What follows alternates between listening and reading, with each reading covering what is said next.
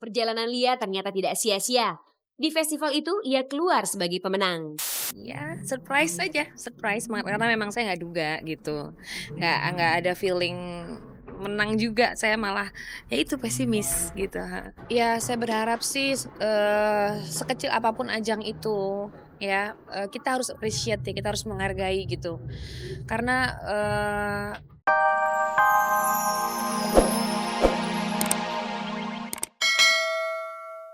Farhad yang ditemui di kantornya di kawasan Mampang, Jakarta Selatan menyangkal utang itu menjadi tanggung jawabnya. Apalagi jika disebut-sebut sebagai mahar perkawinannya dengan Ani. Saya pikir bukan rahasia untuk konsumsi publik lagi dan jangan lagi dikomentari karena perkawinan itu juga waktunya sangat singkat sekali. Jadi terkesan seolah-olah seorang yang menikah kemudian sikap tingkah laku mungkin singkat sekali waktunya sehingga kerjaan sekarang hanya mengutak-atik masa lalu, menagih mahar, membuat satu hal yang atau gerakan-gerakan yang saya pikir etika tata caranya kurang etis. Mengenai rencana kepergiannya ke Tanah Suci tanggal 4 Januari 2006 nanti, Farhad maupun istrinya Nia dan Niati berharap tidak ada lagi masalah yang mengganjal seperti ketika pergi umroh dulu. Dengan pergi haji ini, diharapkan rumah tangganya menjadi lebih harmonis lagi. Mudah-mudahan tidak ada cobaan lagi, kalaupun ada cobaan mudah-mudahan bisa kita lewati, mudah-mudahan membuat ada hikmahnya buat saya dengan Nia gitu ya. Yang mudah-mudahan nanti pulang haji perilaku dan sikap itu bisa lebih menunjukkan lebih matang dewasa dan seperti orang yang pulang haji dan mendapat haji yang mabrur ya. Ingin ditingkatkan lagi keimanan saya, bisa ditingkatkan lagi lebih dan tidak ada lagi yang bikin keadaan menjadi ricu ataupun ya rumah tangga saya inginnya sih ingin tenang dan tentram.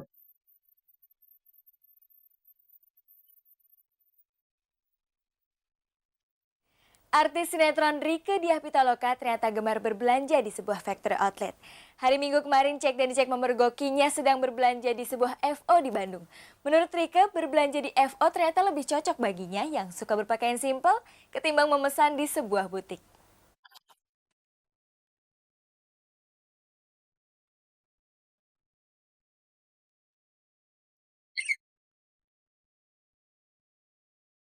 Pemirsa, factory outlet yang banyak tersebar di kota Bandung rupanya memiliki daya tarik tersendiri bagi pemeran tokoh Oneng, Rieke Diah Pitaloka. Minggu 27 November kemarin, Cek dan Ricek sempat memergoki Rieke sedang asik memilih busana bersama suaminya di sebuah factory outlet di Jalan Setiabudi, Bandung. Menurut Rieke, setiap ada kesempatan ke kota Bandung, dia pasti menyempatkan diri untuk berbelanja busana ke factory outlet. Baginya berbelanja pakaian di tempat ini lebih cocok baginya ketimbang harus memesan pakaian di butik-butik mahal. Karena Rieke lebih suka berpakaian simpel dan sportif yang mudah ditemui di berbagai factory outlet. Karena di Jakarta juga, tapi kalau lagi ke Bandung ya di Bandung lah, di factory outlet gitu.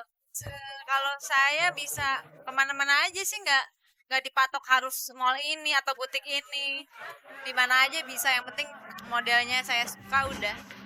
Selain ingin membeli pakaian yang cocok untuk dirinya dan suaminya, kesempatan berkeliling factory outlet juga dijadikan sebagai bahan inspirasi untuk membuat puisi. Maklum, saat ini aktris yang menikah dengan seorang dosen filsafat ini sedang getol-getolnya menulis puisi. Nah, inspirasi untuk menulis puisi itu diperolehnya dari mana saja. Menuliskannya pun bisa di mana saja, terutama di sela-sela syuting yang dijalaninya.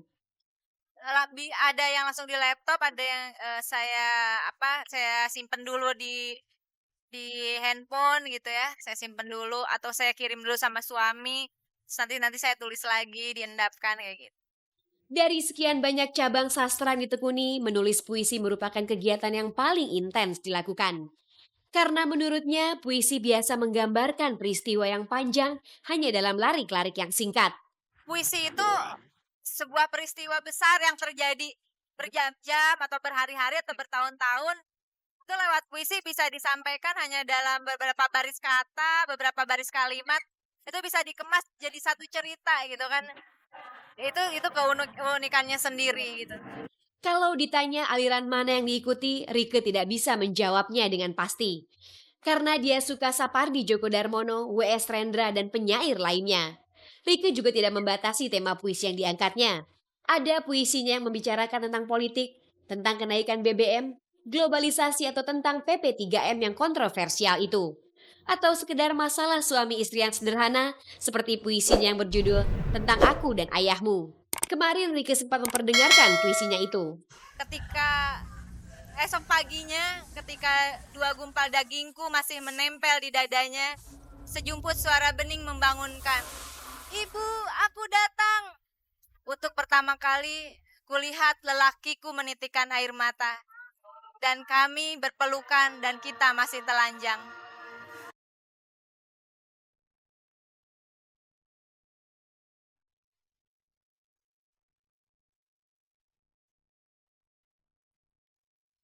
Pemirsa, tahun ini seperti menjadi saat yang penting bagi karir Cornelia Agatha di film. Perannya yang cukup berani dalam film Detik Terakhir telah membawanya menjadi 2 nomini sekaligus. Yang pertama, ia masuk ke nominasi Festival Film Indonesia 2005 bersama-sama dengan Sigi Wimala, Marcella Zalianty, Laudia, Cynthia Bella, dan Anggi. Yang kedua, pemeran Sarah dalam sinetron terkenal Sidul Anak Sekolahan ini masuk dalam nominasi ke dalam Festival Film Internasional Bali ketiga yang saat ini berlangsung di Denpasar, Bali. Dalam festival itu, Lia masuk nominasi bersama Nirina Jubir, Dian Satrowardoyo, Marcella Zalianty, dan Putri Mulia. Sabtu 26 November 2005 kemarin, Lia berangkat ke Bali untuk menghadiri Festival Film Internasional Bali ketiga itu bersama produsernya Sangker RS. Perjalanan Lia ternyata tidak sia-sia. Di festival itu, ia keluar sebagai pemenang. Ya surprise aja, surprise banget karena memang saya nggak duga gitu, nggak ada feeling menang juga. Saya malah ya itu pesimis gitu. Ya saya berharap sih sekecil apapun ajang itu ya kita harus appreciate ya, kita harus menghargai gitu karena itu sebenarnya memotivasi kita untuk terus maju ya sebagai seorang aktor, seorang aktris dan juga memajukan perfilman Indonesia gitu.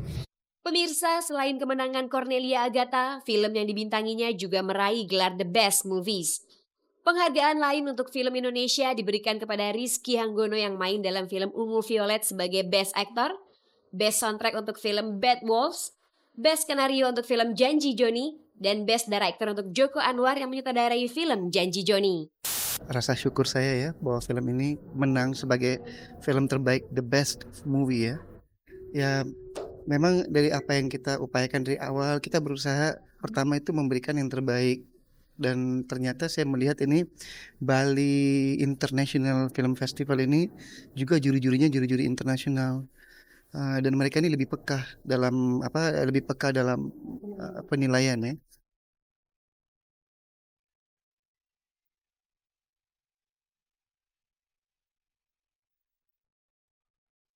Pemirsa, Yayasan Darut Tauhid pimpinan Kiai Kondang Abdullah Gimnastiar atau AAGIM ternyata bukan hanya mengurus kegiatan yang berkaitan dengan agama Islam.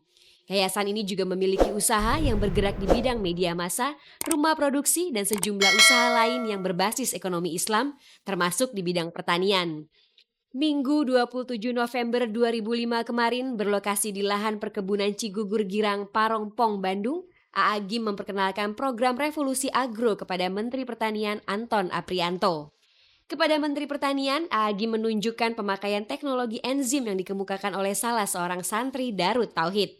Teknologi itu terbukti dapat meningkatkan kualitas dan kuantitas sejumlah hasil pertanian. Pemirsa, kedatangan Menteri Pertanian ke lahan perkebunan tersebut merupakan rangkaian acara menyambut milad atau ulang tahun ke-15 Yayasan Darut Tauhid yang berlangsung tanggal 24 hingga 27 November kemarin. Acara lainnya adalah menyelenggarakan open house bagi masyarakat yang ingin mengetahui keberadaan Darut Tauhid dan meresmikan gedung Muslimah Center yang menjadi pusat kegiatan bagi kaum wanita 26 November 2005 lalu. Ya, alhamdulillah yang paling berbahagia adalah bahwa tempat ini bisa menjadi salah satu tempat jalan manfaat.